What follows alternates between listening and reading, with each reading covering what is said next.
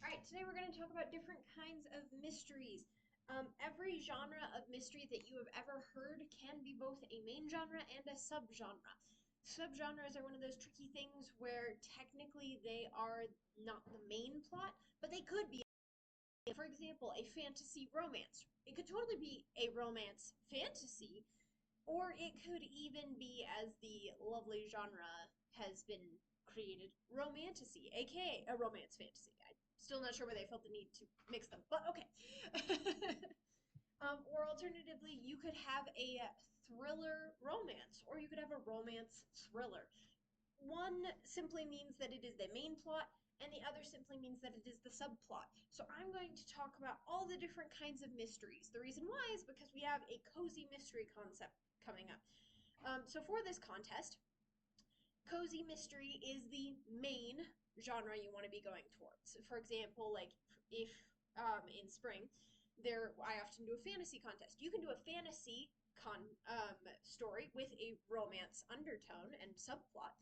Alternatively, you can have a cozy mystery with another kind of mystery undertone. So as a result, if you feel so inclined, feel free to take any of these mystery genres and add them into your cozy mystery to make it more compelling. Speaking of which, we're going to talk about cozy mysteries first, purely because that is what the contest is geared toward. Now, the main thing you need to remember when doing a cozy mystery is that you want to keep the cast small. Typically, in a cozy mystery, it's in a cute, small little town that's very, very cozy, hence the name. It also gives very cozy vibes because instead of being like, we're staring at a gory, terrible, bloody scene and thinking about the murder, they're saying, he was murdered yesterday. What a shame that we lost him. Who would be so cruel as to kill him? And so it's much more cozy. You're sitting by the fire talking about the murder instead of looking at the dead body. Um, so it gives more cozy vibes to the mystery itself. And oftentimes, the things you want to remember is, like I said, keep it in a small town with a very small cast. The smaller the cast, the better for a cozy mystery, which is even better for a short story cozy mystery because short stories, the smaller the cast, the better. So if you can keep it to, like, I would say, preferably 5 characters at most, that actually would be preferred. Or even if you wanted to do like 8 or 10 characters, have them be side characters where it's very obvious what their potential motive is. That's another good thing about cozy mysteries is you can give everyone a motive. Typically those are the best cozy mysteries because then you're like, well, so and so wanted to kill him because he cheated on her, and so wanted to kill him because he was a horrible boss and super mean, and so wanted to kill him because you see where this is going. So in cozy mystery, I would say the top 3 things you need to remember are keep it clean and cozy, no cussing, no violence, no bloody bodies. You also want to make sure that it's in a small town with a small cast. And last but not least, you want to make sure that everyone has a motive because that's what makes it more interesting. Because you're all thinking, well, they all have motives, so who actually did it? And that makes it much more interesting than having it be like, it's obviously him. All right, moving on to the next genre, murder mystery. I'll just write murder on the board.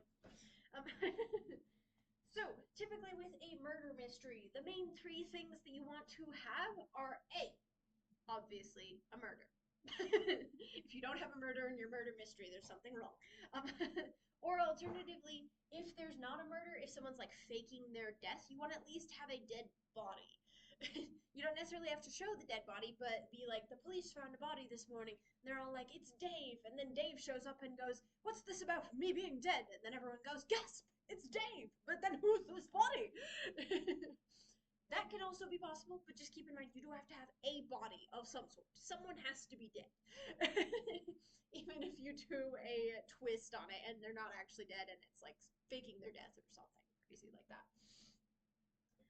Second, in a murder mystery, you typically want to have it be much less like a cozy mystery in the regard that you can do a cozy murder mystery, but I would typically say limit the amount of suspects. Whereas in a cozy mystery, you want to have like 10 suspects where you're like, all of them could have killed them. In a murder mystery, you want to have more like 5. They all have an appropriate motive, but you don't know who it is. And then finally, one thing puts it over the edge that makes it so you can see who the murderer is. And last but not least, you want to make sure that you solve the murder by the end. In other types of mysteries, you could leave it ambiguous. But in a murder mystery, typically you want to have it be solved by the end, or if it's not going to be solved, you have it be implied that they will solve it. Even if it's like, we didn't catch the killer this time, but I will do everything in my power to hunt them down. You know, that kind of thing. That powerful ending of resolution. Next, we have comedy. Now, a comedic mystery is typically a little bit more like if any of you guys have seen the show Psych, where it's goofy and silly, and yes, there could be murder, yes, there could be thievery, yes, there could be any number of things.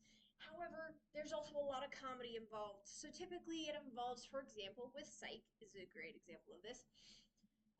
Comedy is the main drive. You have him making fun of the police officers that he's friends with. You have his best friend running away from the crime scene when he sees a dead body and screaming like a little girl.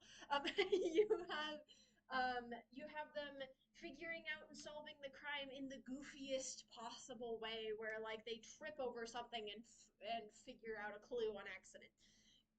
So comedy mysteries, the main goal is to make your reader laugh with a side goal of solving the mystery.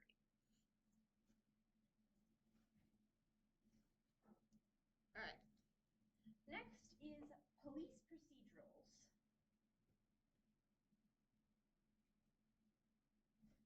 Again, these can all be main genres or side genres, slash subgenres. So don't be afraid to use them both. Hello! Feel free to come sit down. We were just talking about mysteries. So, a police procedural mystery is when it's from the perspective of a police officer of some sort, whether they're the coroner or an actual detective, or whether they are a new beat cop who is trying to become a detective. As long as they are a police officer of some sort or work in a police department.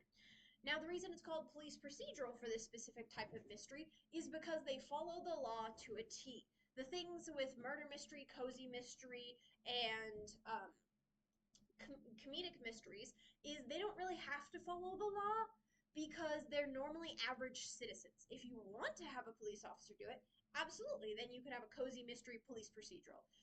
For example, I think that one's a little dark for you guys, but yeah, that's up to you and your parents.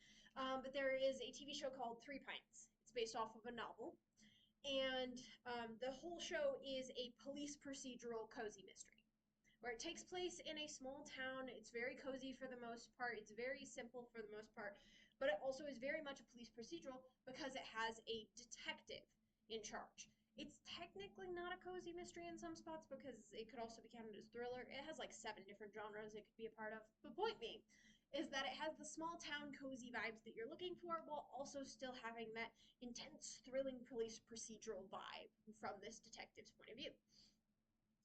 The main thing you want to be aware of with this is just make sure you do your research. If you do it wrong, people will be upset, especially police officers. They'll read your police procedural and be like, "Excuse me, that's not how you do it." Granted, you can get away with a little bit of fudging, just like on real police procedurals on TV. There's a lot of times where I've watched that and been like, "Okay, I'm not even a police officer, and I know that isn't right." But it's okay. You can get away with a little bit of fudging on the facts, but generally try to do your research and know what police procedure actually is so you can follow that. All right. Next is historical mystery.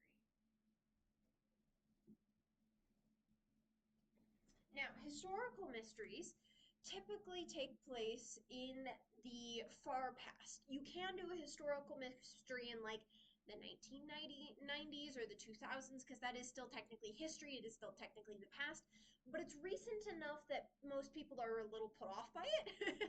They're like, what? Why are you doing it in the time when grew up. But it can also be fun. For example, Stranger Things, though not a mystery, takes place in the 1990s.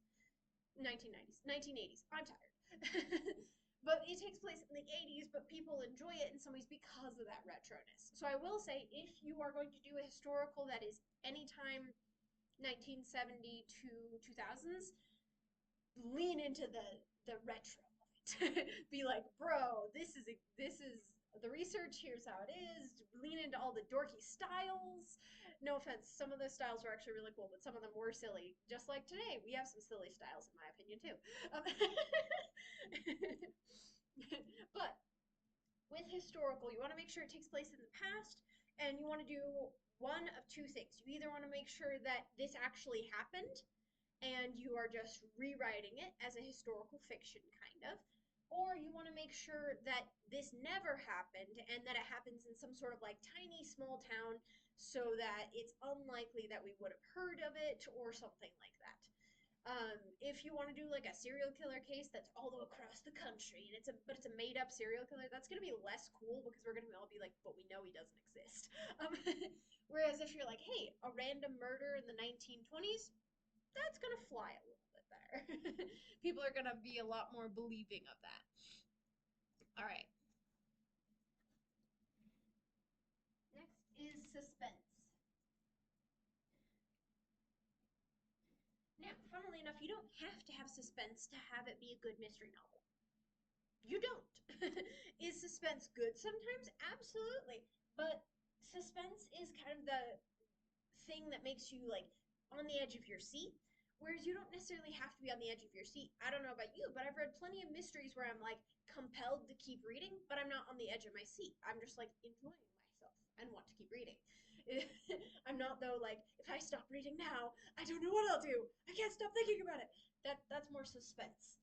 The best way to go about suspense is to keep the action and the drama flowing. When one dramatic arc ends, you add in another one. When one action scene ends, you add in another one. Now, you do need to be careful to not have it be too crazy, but this is why most suspense novels typically have drama and action going on. That way, you can take a break from the action by having drama, and you can take a break from the drama by having action. That way, no matter what, your reader is on the edge of their seat. Um, it also can be fun to do the reversal, where you're like starting in the middle of the story and you're like, he's dying, bleeding out on the table. Oh no, what are we going to do? 2 days earlier. And then your whole thing is going, what happened? And you're in suspense because you're trying to get to that 2 days earlier, 2 days later spot. So typically with suspense, these are good ways to do it. Either have good foreshadowing or just straight up leave us on a cliffhanger and then say, now it's 2 days earlier. You have to read to figure out what happened. That is a good way of doing it, actually. Very classic. All right.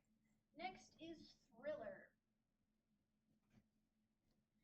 Thrillers typically have some sort of mystery that is either not solved by the end, or if it is solved, it is solved in such a way that still leaves us in suspense. So it often has a lot of suspense in it. That being said, a great example of this is the movie Escape Room. Or I believe that's what it's called. Um, it's a great thriller because of the fact that it is not resolved at the end, but at the same time it is. The whole mystery of thrillers is that you are trying to solve something that is unsolvable, and then just when you think you've solved it, there's more. And that's what leaves you kind of extra enticed to read the next book or to just finish and leave with that cold chill of, will they ever figure it out? For example, with the movie Escape Rooms, they're basically all invited to this escape room, and they all have to get out of the escape room or they will die. Like, these escape rooms will kill them. And they're trying to figure out who sent them here, why they got sent here, how they got here, how to get out of the escape room. There's so many things going on at once that there's no way they could possibly solve it all. And at the end, they ultimately don't solve it all. Spoiler alert. However, also not, because I don't tell you what happened. I would highly recommend watching the escape room one. It's really, like I said, well done thriller because of the fact that you're just constantly on the edge of your seat, wondering if they're going to figure it out.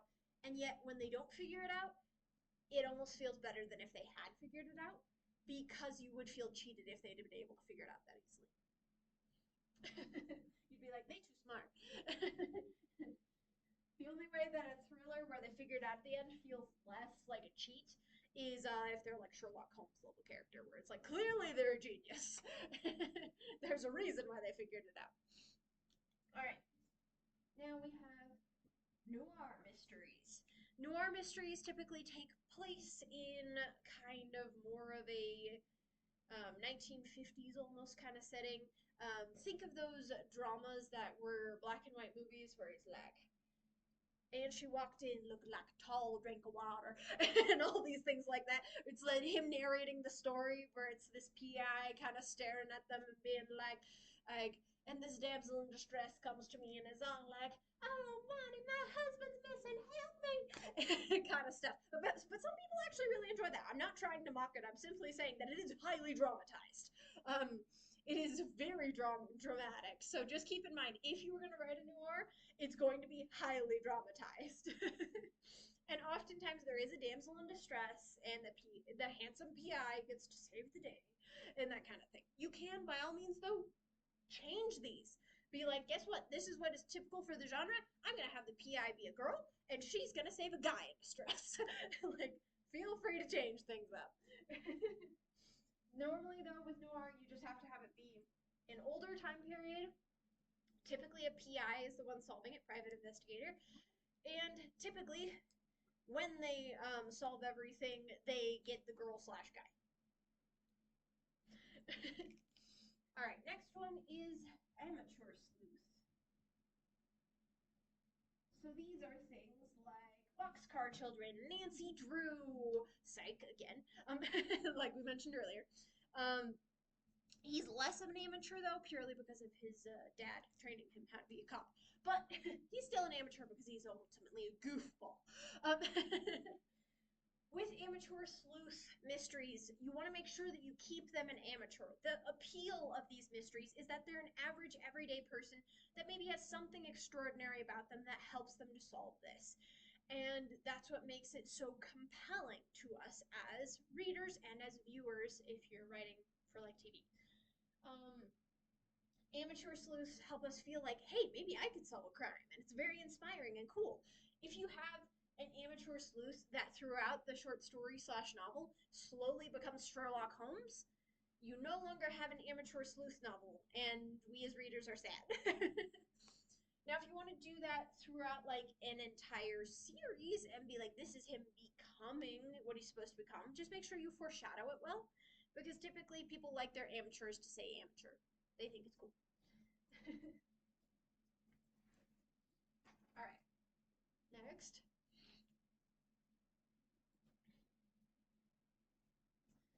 The good old classic caper. This is also classic of Boxcar Children and Nancy Drew. Capers are small mysteries. For example, who stole their secret recipe? Who stole this ancient antique clock worth $1,000? Like, it's very small time mysteries. It's not like who killed so and so the millionaire. Like that's high profile case. Capers are typically like something was stolen and I'm gonna figure out what. It's very small.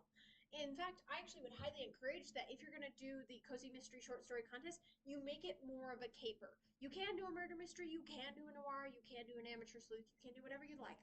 But just keep in mind that caper will be easier to tackle in 6,000 words.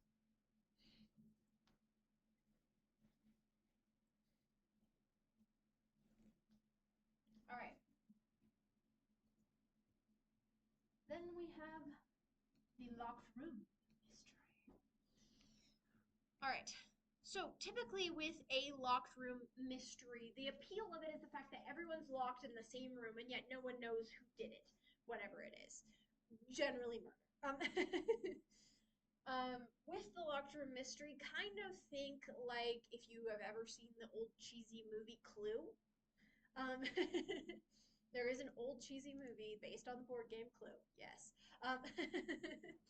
But it is a locked room mystery because they can't leave because of some reason. I can't remember exactly why, but they can't leave the mansion. And so as a result, even though the room itself isn't locked, the mansion is locked. So they're kind of all stuck in here together and they're trying to figure out who could have possibly killed them because they're all in the room, but they all don't have a reason, blah, blah, blah, blah, blah. That kind of stuff. Typically with this one, you kind of want to do the opposite of a cozy mystery where no one has a motive. Or if they do have a motive, it's so buried deep that there's no way you can figure it out without further investigation.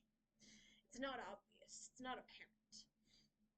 Typically, with a locked room mystery, you also can throw in the red herring of so and so has a gun in their hand, but he was only doing it in self defense. So, did he really kill her, or was he just trying to defend her? You know, that kind of thing. As far as locked room goes, it can be very compelling, but just keep in mind that it is very tricky to pull off purely because of the minimal cast and the inability to get them out of the room and things like that. So you're going to run into a lot of hurdles. Doesn't mean it's possible, but it's going to be a lot of hurdles. All right. Then we have Gumshoe Mystery, also known as the Private Eye Mystery. Don't know why they're called gumshoes, but they are. So with private eye mystery, private investigation, or private eye mysteries, you want to make sure that these people are following just inside the law. They can do some things that are a little outside of the law, but you also want to make sure that they are generally following the law. They attempt to follow the law most of the time. Because most gumshoe slash private investigators are regulated actually by police and government and whatnot. So they can't fully just break the laws all the time. So if you do a private investigative mystery, make sure they are following procedures of law, even if they sometimes go outside of their boundaries to solve the case. That is expected, that is normal even, but make sure they generally stay within the law. All right, last one. And this one may surprise you, but it's fun. Heist. Yes, heist is a subgenre of mystery. Why? Because anyone who has seen a heist movie knows they somehow steal the stuff and everyone's going, but how? We have all these security measures to prevent it from happening. Or, but how? They were gonna get shot. Or, but how? I don't understand, like, how they stole this much money. They were only supposed to steal this much money. So, heists typically are all about the build-up and then the reveal. You want to build it up in such a way that they think X, Y, and Z thing, and then you want to reveal that what they saw was close, but not quite what they saw. A great example of this would be Leverage. I would highly recommend watching the show because it is not only a great heist series, but it does a great job of giving that mystery where you think the whole time that you know what's happening. And then at the last second, switcheroo, JK, what you saw wasn't what you thought you saw. So for example, you'll have a moment where they're all talking to the lady and they're all like, hey, how's it going? Blah, blah, blah, blah, blah. And then someone bumps into them. And then later, when they do the reveal, of course, they reveal that they bumped into them and stole their phone. You know, that kind of stuff. So what you see is not what you think you see. This is a really fun kind of genre because it has the mystery without having too much mystery. It's kind of more a subtle undercurrent. All right. Any questions you guys have about writing mysteries of any sort before I turn off the video and we just work on projects? No questions? Cool. Then I will turn off the video. Remember, the Cozy Christmas Mystery short stories, speaking of mysteries, are due on December 21st.